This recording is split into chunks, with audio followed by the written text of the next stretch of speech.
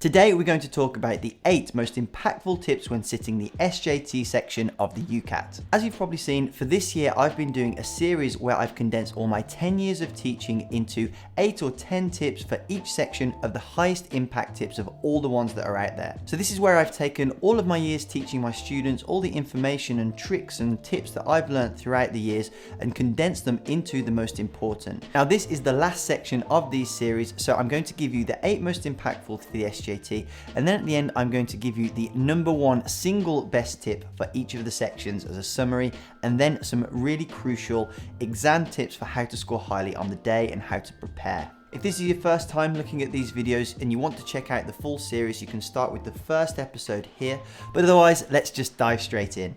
So the SJT is an important skill to master because not only is it going to come up during your applications to medical school, it will also be part of your foundation training applications and your postgraduate specialty training. It's also useful for your interviews because you're learning how to assess situations and behave appropriately. That's why it's really important to get a band 1 or 2 in this part of the exam, otherwise it will limit where you can apply. And I actually do have a video of what to do if you get a low UCAT score, which you can watch here, and where your options are if you don't have quite the score that you wanted to get. But the first and my most important tip is to learn your definitions.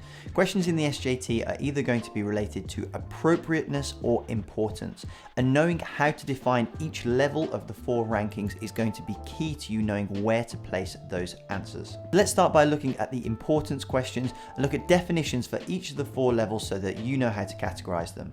So very important is that it's essential that you take into account when addressing the scenario. Important is that it should be taken into account, but it's not completely essential. Of minor importance is generally when you can take it or leave it. It's neither here nor there, and it's not going to impact positively or negatively on the situation. Not important at all is that it will impact negatively on the situation and probably something that you actually shouldn't do. But let's just go through some definitions just for completeness.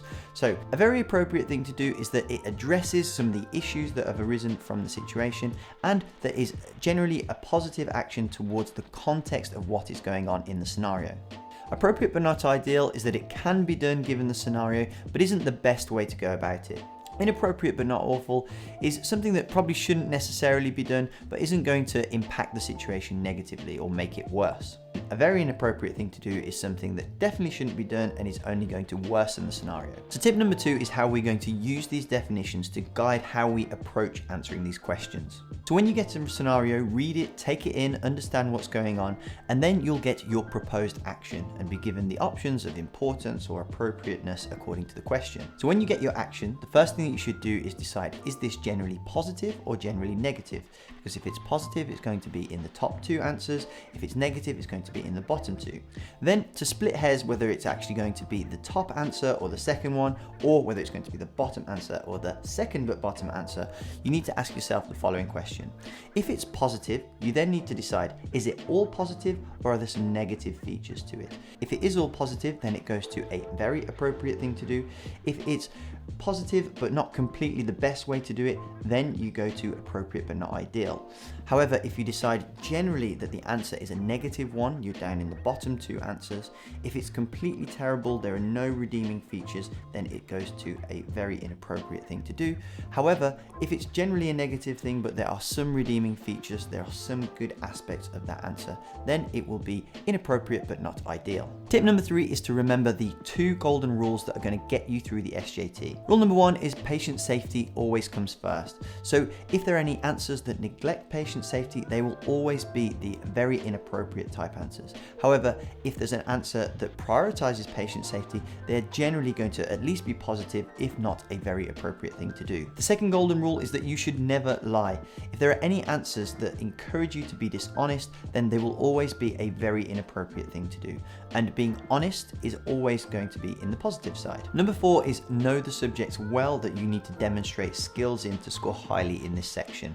There are about 7 of those which I'm going to read to you now, and then I'm going to talk about how we're going to perfect each of these. So you need to have knowledge of ethics, teamwork and leadership, communication skills, honesty and integrity, working under pressure, confidentiality, and patient safety. Now for each of these, there are some very specific techniques to help you answer these questions and some criteria that are going to help you how to rank the questions when these specific scenarios come up. And if you want to know a little bit more about that, on my online course, which has about 20 hours of lessons, we go into depth in each of these and exactly what these criteria are and how to tackle the questions. And actually, as it happens, this week, just before I sat down to record this video, I've had 2 students reach out to me, especially to say that they sat the UCAT last year and they both got around 2,300 band 3 and the other one got about 2,400 band 3.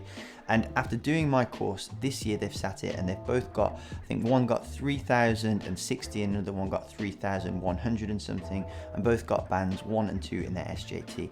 So I can say with candor that this course has really helped people, and it goes into all the possible questions that come up and techniques that you need to score highly. So if actually you want to check out a little bit more, I've done a video talking about that specific course just here that you can check out.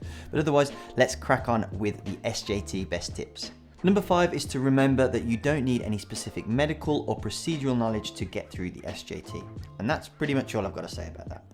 Number 6 is that it's important that you pay attention to the responses and not the initial scenario. So don't get drawn into just how bad the situation is at the start. It's actually the action that someone takes in light of that scenario that matters. So for example, if a mistake happens that leads to a patient becoming unwell, that of course is quite a bad scenario. But if the person in the scenario responds well with honesty, integrity, and maintaining patient safety, then that is the best way to respond. So don't fall into the trap of saying that that particular response is bad, when actually it's just the scenario in the first place that is particularly unfavorable.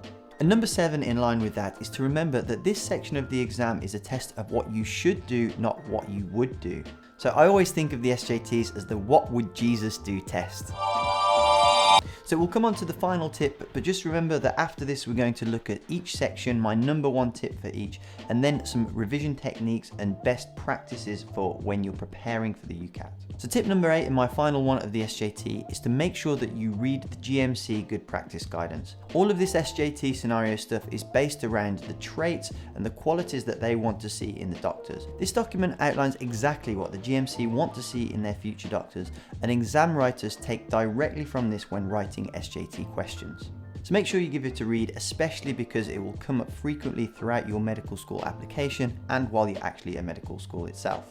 So that is it, top tips for all of those sections. So let's do a quick recap and I'm going to give you my number 1 tip for each of these sections. The number 1 thing that I would say for the verbal reasoning is to look out for the common traps that they try and trick you out with. This includes things like dispersion, so spreading the information around, using contradicting statements, trying to trick you to use outside knowledge or false logic when answering questions. If you want to check out the original video I did with all of the traps and how to avoid them, check it out here where you've got everything with my top 10 tips for the verbal reasoning.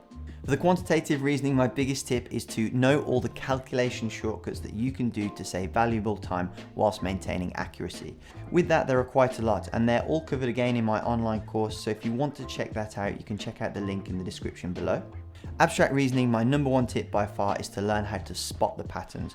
I use an acronym called Spartan IBS. Again, if you want to check out my top, I think it was 9 tips for the abstract reasoning, just check out this video here where I go through all of them and how to spot the patterns. My number 1 decision making tip is to get comfortable with critical thinking key concepts. You can Google those to get some free lessons on some basic critical thinking ideas, but that's going to help you with the identifying assumptions and conclusion type questions that you'll get in the decision making.